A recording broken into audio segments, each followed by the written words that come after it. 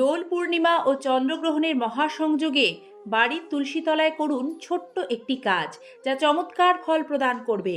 গ্রহণের নেতিবাচক অশুভ শক্তি আপনার গৃহে প্রবেশও করতে পারবে না। এছাড়াও বাড়ির সকল প্রকার বাস্তু দোষ কাটবে, আর্থিক আয় উন্নতি হবে, কর্মের জটিল বাধা দূর হবে, কর্মে সফল হবেন।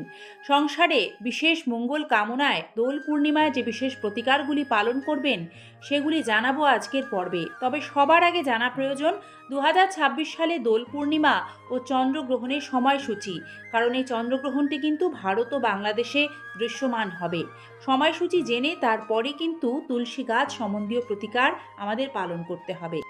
দর্শক বন্ধুরা, দোল পূর্ণিমা 2026 সালে ইংরাজি 3রা মার্চ, বাংলার 18ই ফাল্গুন 1432 বঙ্গাব্দ মঙ্গলবার অনুষ্ঠিত হবে।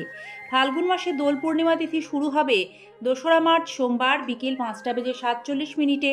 পূর্ণিমা তিথি শেষ হবে ইংরাজি 3রা মার্চ মঙ্গলবার বিকেল 4টে বেজে 57 মিনিটে।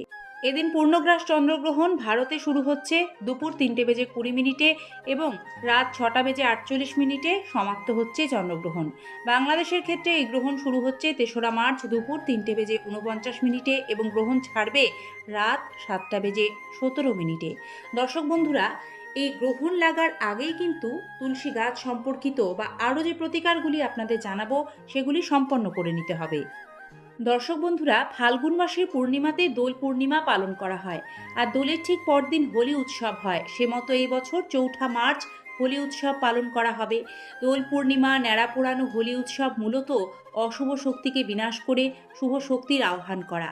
দোলের দিন শ্রী রাধাকৃষ্ণের চরণে আবির দিতে হয় এবং ভগবান শ্রীকৃষ্ণ ও শ্রীহরির পূজা অসম্পূর্ণ থাকে তুলসী পত্র ছাড়া। তাই দোলের দিন তুলসী পত্রের বিশেষ প্রয়োগে চমৎকার ফল পাওয়া যায়। শাস্ত্রবিদদের মতে দোল উৎসব সুখ ও সত্যের প্রতীক। তাই এই দিন বাড়ির বাস্তু দোষ, নেতিবাচক শক্তি দূর করতে, এছাড়াও যেহেতু এই দিন চন্দ্রগ্রহণ রয়েছে, চন্দ্রগ্রহণের অশুভ শক্তি থেকে নিজের গৃহকে সম্পূর্ণরূপে নিরাপদ ও মুক্ত রাখতে দোল পূর্ণিমার দিন একটি পাত্রে কিছুটা শুদ্ধ জলের সাথে সামান্য গঙ্গা জল ও কয়েকটি তুলসী পাতা রেখে সেই জল আপনার সারা ঘরে ছিটিয়ে দেবেন। এমনকি বাড়ির বাইরে, সদর দরজার বাইরেও খুব ভালোভাবে এই জল ছিটিয়ে দেবেন।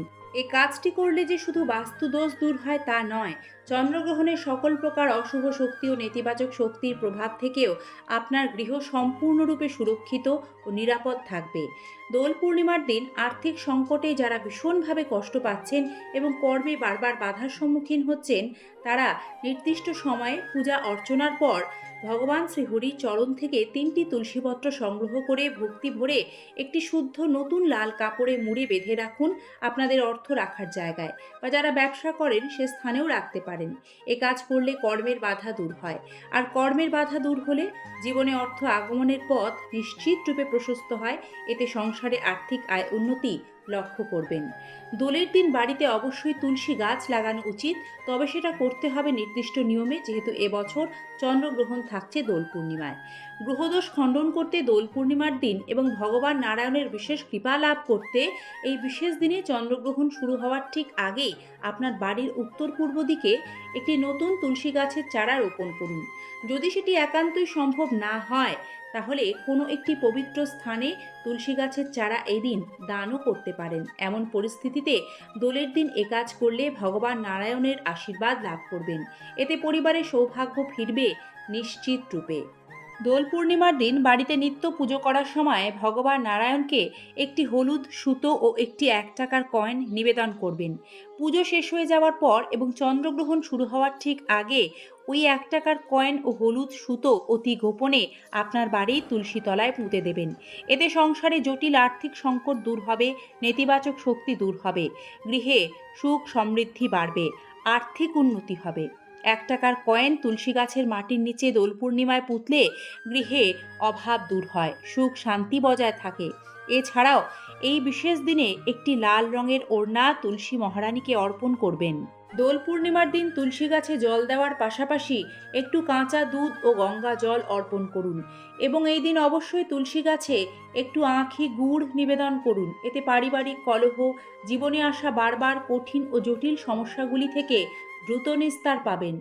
যদি জোগাড় করতে পারেন তাহলে দোল পূর্ণিমার দিন তুলসী গাছের শিকড় বেঁধে ব্যবসা স্থানে বা বাড়িতে রাখুন। এতে বাণিজ্য যেমন বাড়বে, তেমনি সংসারে অর্থনৈতিক স্থিতিশীলতা আসবে। দোল পূর্ণিমার সন্ধ্যায় বাড়ির তুলসী তলায় প্রদীপ জ্বালান। এক্ষেত্রে সম্ভব হলে চেষ্টা করুন একটি আটার তৈরি প্রদীপে শুদ্ধ গাওয়া ঘি ঢেলে সে প্রদীপটি দোল পূর্ণিমার সন্ধ্যায় বাড়ির তুলসী মঞ্চে উত্তর পূর্ব দিকে মুখ করে জ্বালিয়ে দিতে। প্রদীপ জ্বালালে নেতিবাচক শক্তি দূর হয়, ঘরে সুখ সমৃদ্ধি আসে। ওম মহালক্ষ্মী নম এই মন্ত্রটিও দোল পূর্ণিমায় জপ করবেন। এতে সংসারে আর্থিক উন্নতি হবে। যে কোনো টোটকা পালন করলে সংযম বিশেষ প্রয়োজনীয়।